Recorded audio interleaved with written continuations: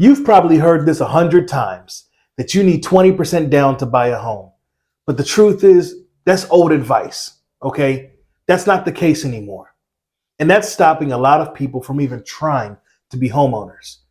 So today in this video, I'm going to show you exactly what you need and some tips to help you save thousands of dollars in the process to become a homeowner here in 2025. Let's jump into it.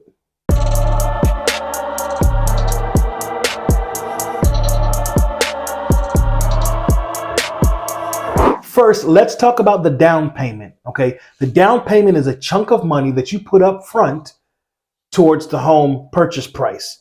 Now, some people do put 20% down, but they do that for a couple of reasons. One, to avoid paying for private mortgage insurance or PMI, and two, to lower their monthly payments. But 20% is not the requirement. In fact, most buyers put nowhere near that much down. Now, I'm going to walk you through some different loan types, but I'm not going to go into depth on what these loans are, just strictly down payment options. If you want to know more in detail about these loan types, click this link above and I'll show you my video where I go into more detail. The first loan is FHA loans, great for first-time home buyers, little as 3.5% down. The next loan is conventional loans. Many lenders offer this loan for as little as 3% down if you qualify. Then you have VA loans. They're for your veterans, retired, active, reserve, National Guard, 0% down. Then you have a USDA loan. This is for rural areas only, so it must qualify. But there again, 0% down loan. So if you're looking to buy a $250,000 home and your down payment is 3.5%, you only need to have $7,500, not $50,000. That's a massive difference. Next, we're going to talk about closing costs, okay? We're only talking about the amount of money needed to buy a home, right? We've already discussed your down payment. Now we're talking about closing costs. These, just like anything else, are fees associated with finalizing the deal. You'll have maybe appraisal fees, origination fees, title search, anything like that. Now, they typically range from anywhere from 2 to 5%. So take that same $250,000 home that you're looking to buy, right? Keep in mind the down payment of $7,500. Now, 2 to 5% of that, you're looking at anywhere from $5,000 to $12,000. But hear me out. There are ways to get that number lowered, okay? We can always, and I say we as the agent, we can always negotiate that the seller will pay some of your closing costs. Two, there's always some type of grant or assistance programs that can help you out, especially being a first-time home buyer, or if you're military, or if you're a first responder.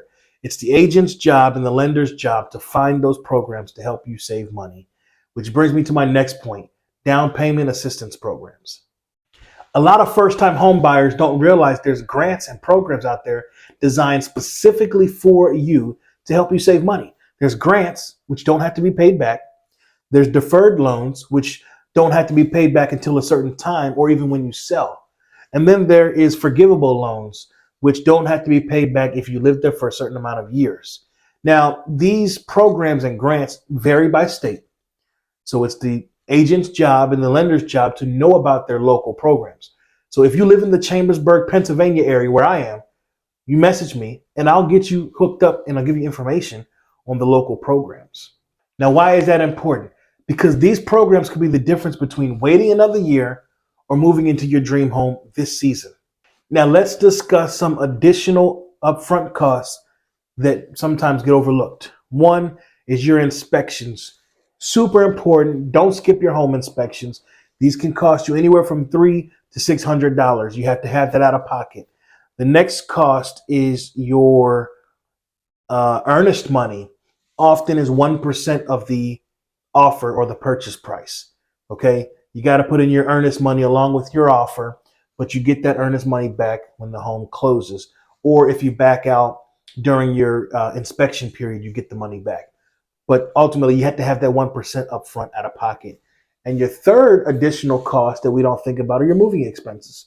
You know, if you're going to get a U-Haul truck, if you're going to pay for movers or packers or, you know, a plane ticket, whatever it may be, you have to account for moving expenses.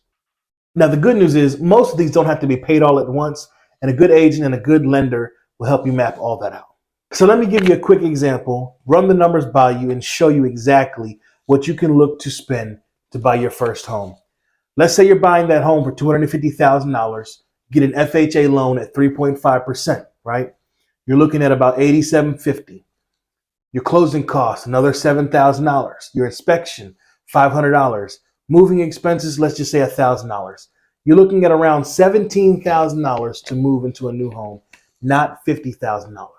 And with down payment assistance programs, that number can be even lower. So the old days where you needed 20% down are far behind us. That's not the case anymore. Now you still need a little bit of chunk of change. You still need to make sure your credit's good. You still need to have a stable income, but it's a whole lot more doable and flexible when you know that you only need 3, 5, maybe 0% down versus 20% down, especially when times are hard nowadays. I mean, look at the prices for eggs. Hey, listen, if this video helped you in any kind of way or was informative, I ask one thing. Like this video, comment your thoughts, send it to somebody that's looking to buy a home, and subscribe if you haven't already. I can't do what I do and I can't help people without your support. And I know that. So thank you and stay tuned for my next video.